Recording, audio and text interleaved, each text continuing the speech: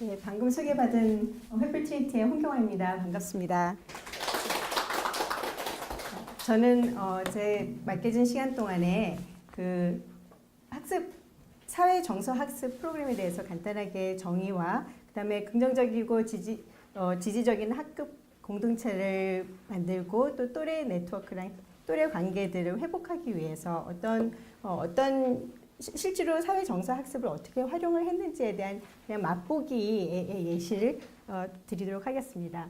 사회 정서 학습이라는 것은 학생들의 사회 정서적인 그 유능성을 증진시키고 그리고 학급 풍토를 안전하게 조성시켜서 실제로 문제 행동을 파악하고 그다음에 그 학업적 성공을 이루도록 돕는 아주 통합적인 그런 조정 과정이라고 보시면 되는데요.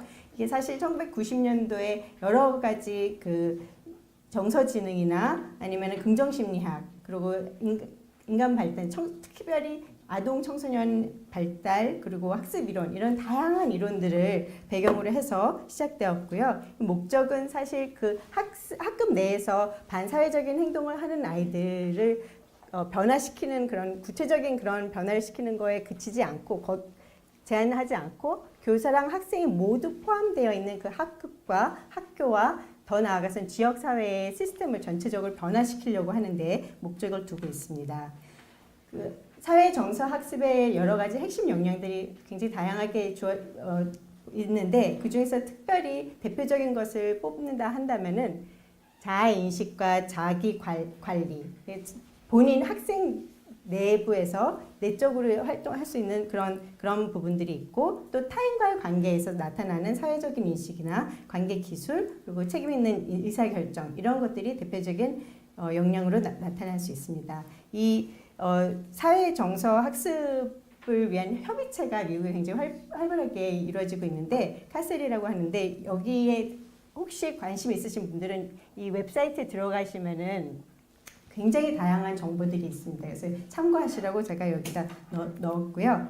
그다음에 그러면 왜 실제로 교사분들이 그 학교에서 이 사회 정서 학습에 대해서 관심을 가져야 되고 왜 필요한지에 대해서 생각해 봤을 때 학습에 어려움을 겪고 있는 아이들은 학업의 성취뿐만 아니라 사실 긍정적인 정서나 친사회적인 기술도 굉장히 부족한 것으로 나타나고 있습니다. 그리고 실제로 이 사회정서 학습을 학교에서 학급에서 활용을 했을 때 이 아이들이 평균적으로 사회정서적인 그 기능이 향상될 뿐만 아니라 학업적인 성취도도 증가하는 그런 것을 볼 수 있었습니다. 그래서 이 사회정서 학습을 학교에 실제로 적용하는 것이 참 중요하다라고 얘기를 하고 있고요. 그렇다면 이것을 어떻게 적용할 수 있을까에 대한 부분들에 대해서 고민할 수 있는데 크게 두 가지 접근법이 있습니다. 하나는 학생 개개인들의 사회정서 기술을 향상시킬 수 있는 개인적인 접근법이 있을 수 있고 또 하나는 학급 전체의 풍토를 안전하고 지지적으로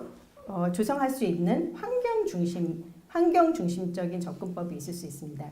그럼 개인 중심 접근법은 또 두 가지 방법이 있는데 하나는 어떤 방법이 있냐면 이미 구조화된 사회정서 학습 프로그램들을 비교과 시간, 창체 시간이나 방과 후 수업 시간 이런 시간에 실제로 적용을 하는 그런 방법들이 있는가 하면은 아니면은 교과 수업 내에서 그 단원과 관련된 그런 사회정서 기술들을 일부를 가지고 와서 구조화된 프로그램의 일부를 가져올 수도 있고 아니면 기술 자체를 가지고 와서 활용하는 그런 방법들이 있을 수가 있습니다.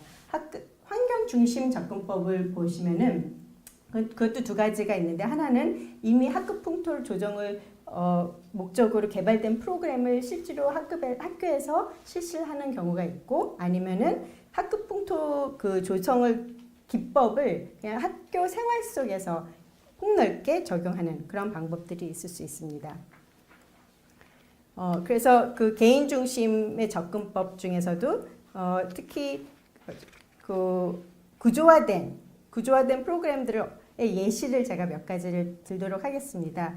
미국의 세컨드 스텝이라는 그런 프로그램이 있는데 그건 초등학교 모든 학년에 적용을 하고 있고 매주 한 차씩 동안 50분 동안 이 프로그램을 실시하고 있습니다. 그래서 다양한 그 주에서 공교육 학교에서 퍼블릭 스쿨에서 많이 활용하고 있는데요. 5가지 주제: 공감, 또래 괴롭힘 예방, 정서 조절, 문제 해결, 의사결정, 목표 설정, 약물 남용 예방, 이런 것들의 5가지 주제를 가지고 모델링이나 코칭이나 피드백을 주면서 이 프로그램을 실시하고 있고요.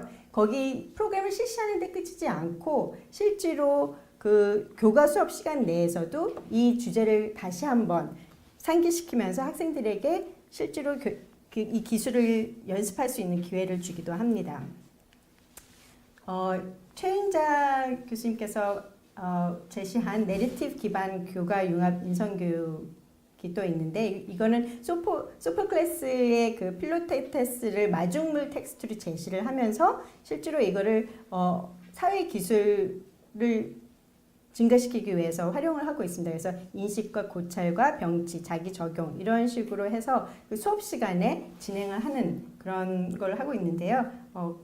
시간상 구체적인 얘기들은 안 하고 그냥 맛보기로만 한번 말씀을 드립니다. 또 하나는 그 갈등 해결 프로그램이라고 해서 집단 상담인데요. 이거는 매주 한 차씩 총 12차를 걸쳐서 방과 후나 아니면 점심시간에 집단 상담을 실제로 진행을 하는, 그래서 갈등 해결 프로그램을 이분들이 만드셔서 실제로 했는데 굉장히 효과적이었다라고 얘기를 하고 있습니다.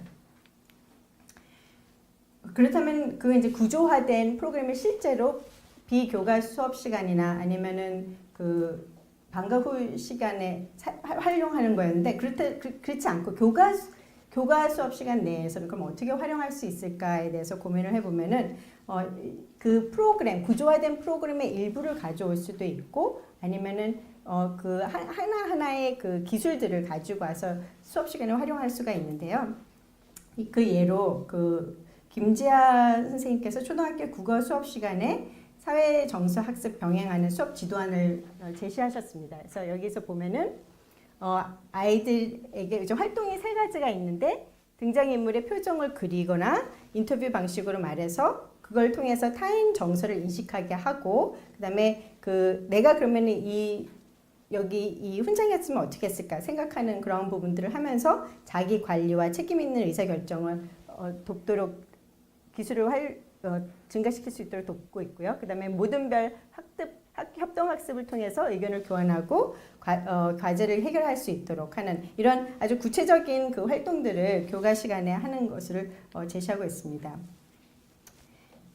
고등학교 국어 수업 시간은 어떤 예가 있을 수 있냐면, 규중치루 쟁론기라는 단원을 가지고 있을 때 이 공부를 할 때 학생들에게 그러면 등장인물들의 7명의 등장인물들이 서로 자신의 공로를 주장할 때 그 사람들이 어떤 감정을 어떻게 표현했을 것 같은지에 대해서 질문을 하고, 그런 감정을 느낀 이유를 설명할 수 있도록 서로에게 같이 토론할 수 있도록 기회를 주는 그런 시간들을 갖고, 그럼으로써 상대방의 입장을 고려하면서 말하는 방법을 배우는, 그래서 이게 실제로 교과 시간 내에 이 단원 중에서 활용되는 그런 예시입니다. 또 하나는 초등학교 수업 시간에 한 예인데요. 서로 돕고 힘을 모아라는 그런 단원에서 어떤 식으로 했냐면 활동을 3가지를 진행을 했습니다. 협동과 의미와 중요성을 알기 위해서 돌아가면서 그 협동의 의미가 뭔지, 이거 하기 전에 교사 선생님이 이 단원에 대해서 칠판에다가 적어 놓으셨어요. 활동의 의미와 중요성을 알려고 한다. 그런데 여기서 우리가 활용하려고 하는 기술이 뭐냐면은 작은 소리로 말하기, 경청하기, 칭찬하기, 이런 기술들을 활용해서 우리가 협동에 대해서 알기를 원한다라고 얘기를 했습니다. 그래서 학생들에게 실제로 이 작은 기술, 작은 소리를 말하기, 경청하기, 칭찬하기를 되풀이할 수 있도록 하시고, 그 다음에 모둠 활동으로 협동의 의미와 중요성에 대해서 서로 나누도록 하고, 그 다음에 그 협동 생활을 하려면 이제 주고 하나 받기 이 활동은 뭐였냐면은 모둠에 있는 아이들을 각각 다른 모둠에 있는 아이들을 가서 만나도록 하면서 우리 모둠 안에서 나왔던 브레인스토밍해서 나왔던 그런 아이디어 외에 새로운 아이디어를 얘기를 해주고 그 아이디어를 얘기해줬을 때 다른 모둠에서는 그것을 받고 그리고 상대의 모둠에서 나오지 않았던 그런 의견들을 또 하나를 주는 거예요. 그래서 그런 식으로 주고받기의 그런 과정들을 나누면서 서로 주고받는 것을 협동에 실제로 할 수 있도록 도와주는 거죠. 그리고 그런 다음에 다시 모둠끼리 모여서 모둠별로 문장을 만들었습니다. 그래서 협동이란 무엇인지에 대한 그렇게 해서 만들었고, 그래서 이런 식으로 실제로 이제 수업 시간에 교과 수업 시간에 진행한 방법입니다. 이건 싱가포르 중학교 1학년 역사 수업 시간에 한 예시인데 이것도 참 재밌다고 생각을 했습니다. 차시에 해당되는 그 수업 내용을 선생님께서 설명을 해주시고 관련 자료라 성찰 일지를 나눠주십니다. 그리고 학생과 각각 성찰 일지를 작성하게 하고 학생이 각각 그 다음에 작성한 성찰 일지를 기초로 해서 짝이랑 논의하고 그 다음에 하나의 대안을 선택하게 한 다음에 모둠별로 아니면은 학급에서 발표를 하도록 해준 후에 그걸로 끝나지 않고 교사가 성찰 일지의 피드백을 줬습니다. 근데 그 성찰 일지를 한번 여기 예시를 보여드리면은 여기 보시면은 그 사회적 유능성에 대한 아까 핵심 역량이라고 말씀드렸던 자기인식, 사회적 인식, 자기관리, 대인관계 기술, 책임있는 의사결정 그 핵심 역량들이 여기 있고요. 이것을 증진시키기 위해서 각각 어떤 질문들을 했는지가 나와 있습니다. 그래서 자기인식을 위해서 역경을 극복할 수 있던 주인공이 지닌 장점 중 나는 무엇을 가지고 있는가? 자기를 다시 돌아보는 시간이죠. 그래서 학생의 생각을 쓸 수 있는 칸을 줘서 학생들이 실제로 그 일지를 작성을 하게 하고 그다음에 사회적 인식의 경우는 아파서 시험을 잘 치지 못한 친구가 있는데 그 친구가 어려운 처지에 있는 그 친구의 그 감정이 어땠을 것 같냐? 아파서 시험을 잘 못 쳤어. 그러면 어땠을 것 같아? 라고 생각을 할 수 있도록 하고 학생이 그거에 대한 생각을 적을 수 있도록 해줬고요. 그 다음에 자기관리는 내가 현재 처해 있는 이 어려운 처지를 그러면 어떻게 극복할 수 있을까? 그걸 생각해서 또 써보도록 하게 하고 대인관계 기술에 관련된 질문은 나는 공부를 어려워하는 친구를 어떻게 도울 수 있을까에 대한 질문을 줬어요. 그리고 책임있는 의사결정은 역경을 극복할 수 있는 능력을 기르기 위해서 나는 어떤 방법을 선택할 수 있는가. 그래서 이런 질문들을 실제로 이 핵심 역량이랑 관련된 질문들을 주고 학생들이 생각하고 그 일지를 작성하게 했습니다. 근데 거기서 끝나지 않고 아까도 말씀드렸듯이 보시면은 그 일지를 기초로 해서 짝과 함께 논의를 하는 거예요. 이 중에서 하나의 대안책, 여러 가지 브레인스토밍을 했는데 그 중에 하나의 대안책이 뭐가 있을지 하고 그 다음에 모둠별로 발표를 하도록. 그리고 거기서 끝나지 않고 학생 생각을 적은 그 옆에 보시면은 교사 피드백이라는 란이 있습니다. 그래서 교사가 실제로 이거에 대해서 피드백을 줄 수 있도록. 그래서 학생들끼리만의 그 의견을 주고받는 것이 아니라 교사들도 같이 함께 의견을 줄 수 있는 그런 예시입니다.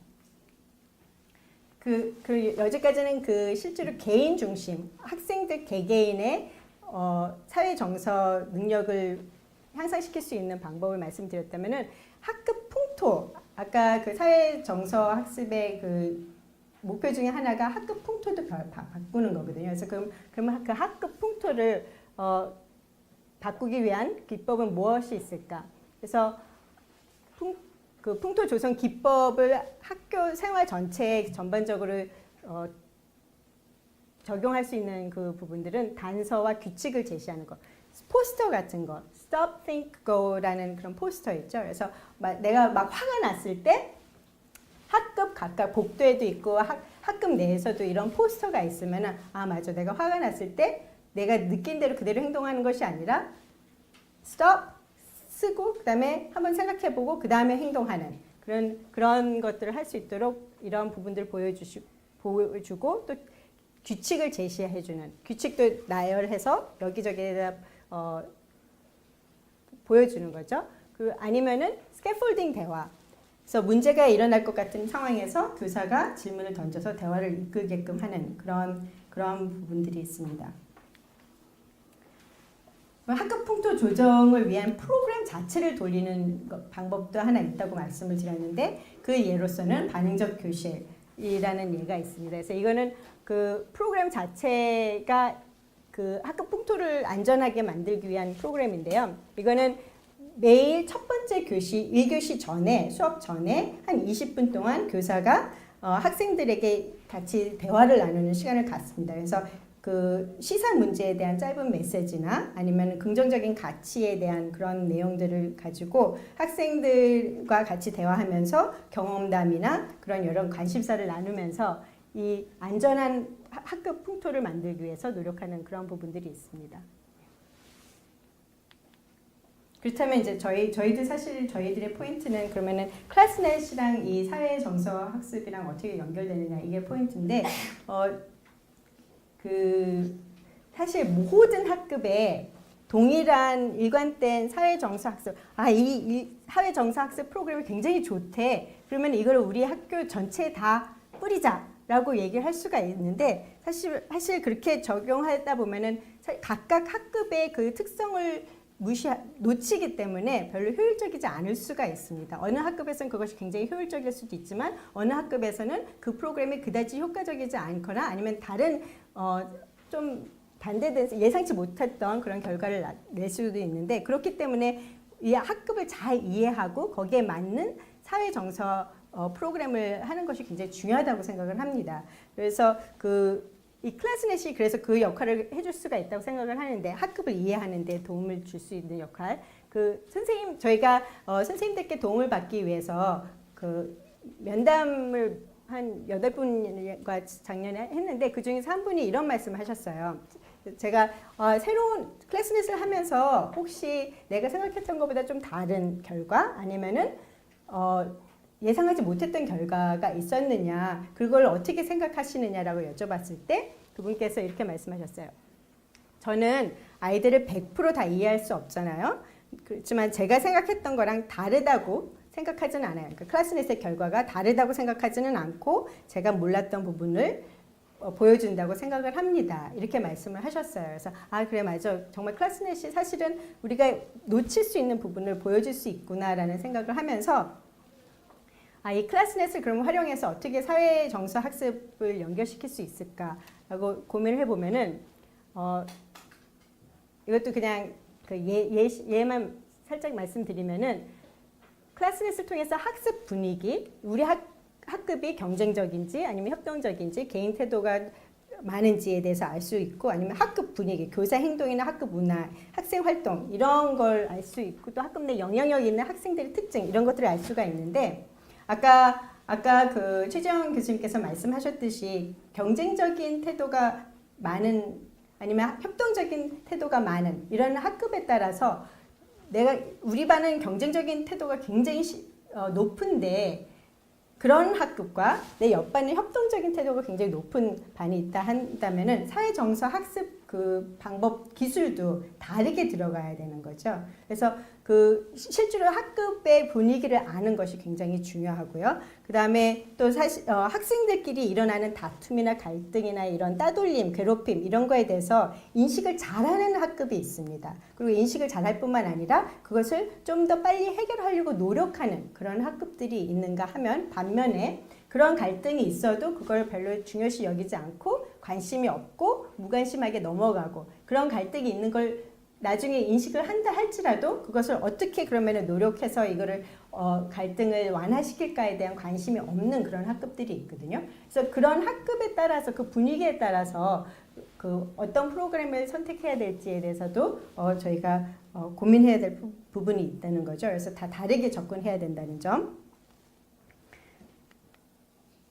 그리고 그 학급 내 영향력 있는 학생, 아까 김진구 박사님께서 아주 자세하게 잘 설명을 해주셨는데 어떤 학급은 친사회성이 높은 학생이 영향력이 있고 어떤 학급은 공격성이 높은 학생이 영향력이 있습니다. 그렇다면은 거기에 따라서 또 사회 정서 학습의 기술이 다 달라지게 되겠죠. 프로그램도 달라지고.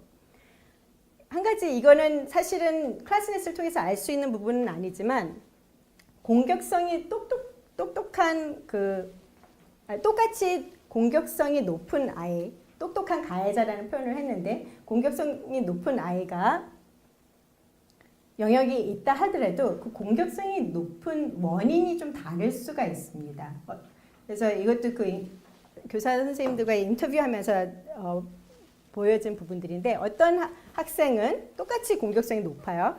실제로 공격성 점수가 높게 나왔지만 어떤 학생은 집착이 좀 강해서 나는 이렇게 피해를 보고 있는데 너무 왜 그렇게 혜택을 보고 있니? 그래서 학생들에게 이렇게 좀 집착하는 그런 아이들이 있고 집착을 하면서 공격성이 나타나는 아이가 있고 또 어떤 아이들의 경우는 난 내가 정말 강해라는 걸 보여주기 위해서 그래서 그렇게 함으로써 그 영향력을 끼치고 싶어하는 그래서 말투도 좀 툭툭 던지고 굉장히 거칠게 하는 그런 아이들이 있다고 합니다. 그렇다면 그 아이들을 대하는 것도 접근하는 방법도 그리고 그 아이들에게 그 사회 기술, 정서 기술을 높이기 위해서 활용할 수 있는 그런 여러 가지 방법들도 좀 다르기 때문에 그 공격성의 원인이 뭔지에 대해서 그리고 특성이 뭔지에 대해서 아는 것도 중요하다고 생각을 합니다.